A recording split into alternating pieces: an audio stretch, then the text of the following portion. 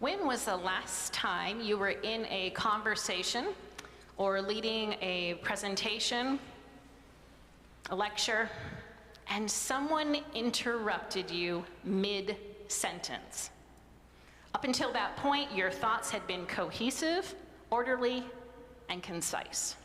But then, someone had the nerve to ask a question and interrupt. Oftentimes it's a mundane question. Sometimes it's a child asking something as simple as, when's dinner? Or what's for dinner? And other times it might be a well-intentioned friend or family member who is helping correct your grammar while you're still speaking. In today's gospel reading, Jesus is surrounded by a growing crowd. Earlier accounts say there were thousands and they were actually trampling one another.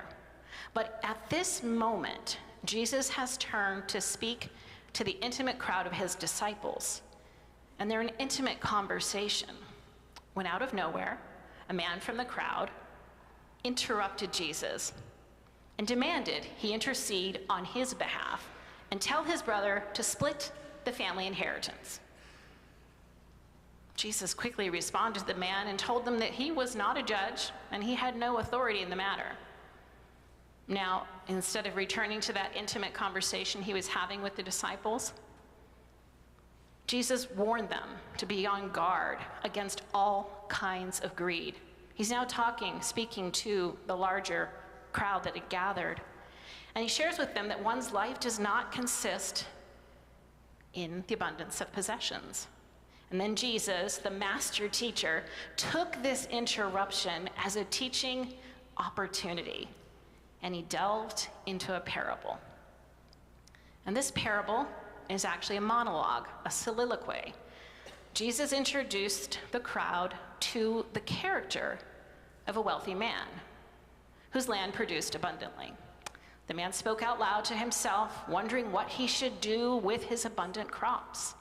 And he decided to build bigger and better grain silos to hold all of that grain. And then he'd put his feet up and enjoy the extravagance of it all.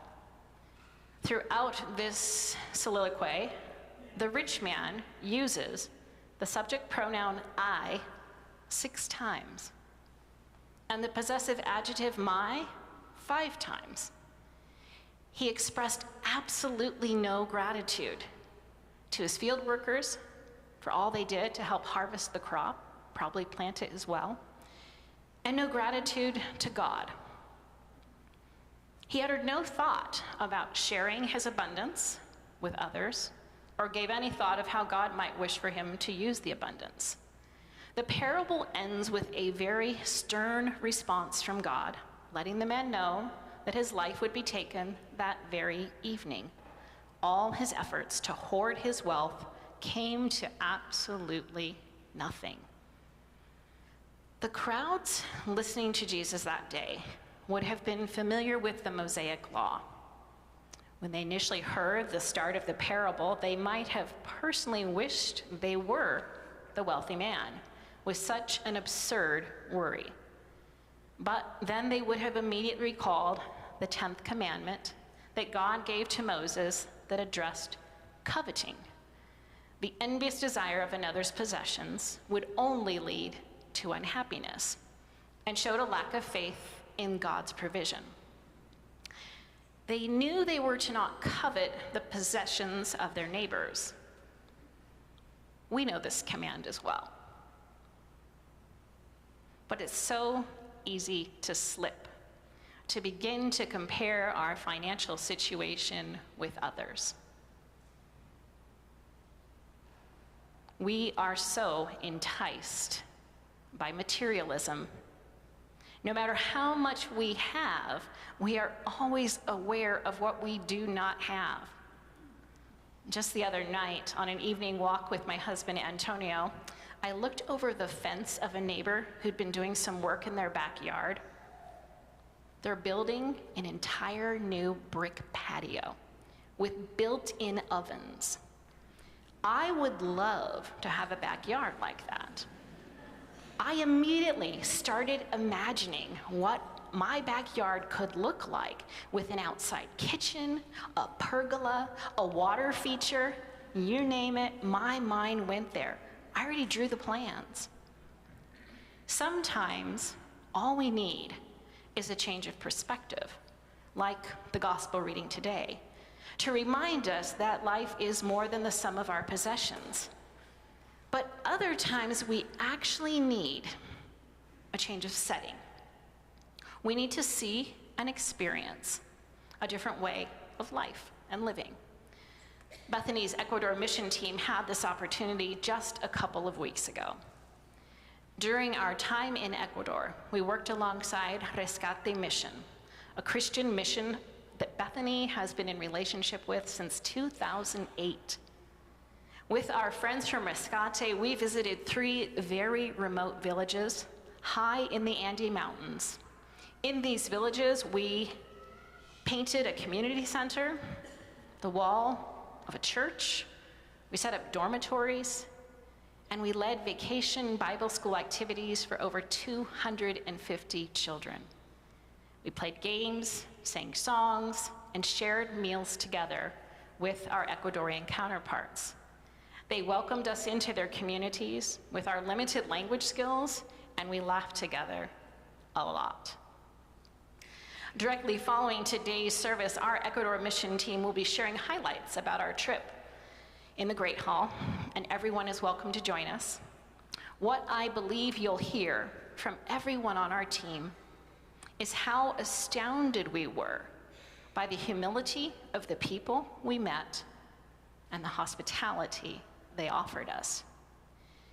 In 2 of the villages we visited, the community members actually pooled together their meager resources and prepared a community meal for everyone to enjoy together. One community even made sure we ate breakfast with them. We were introduced to foods that were new to us in settings that were unfamiliar, but we felt so welcome. The sin of the rich man in today's parable was his isolation. He was unable to see the needs of his neighbors.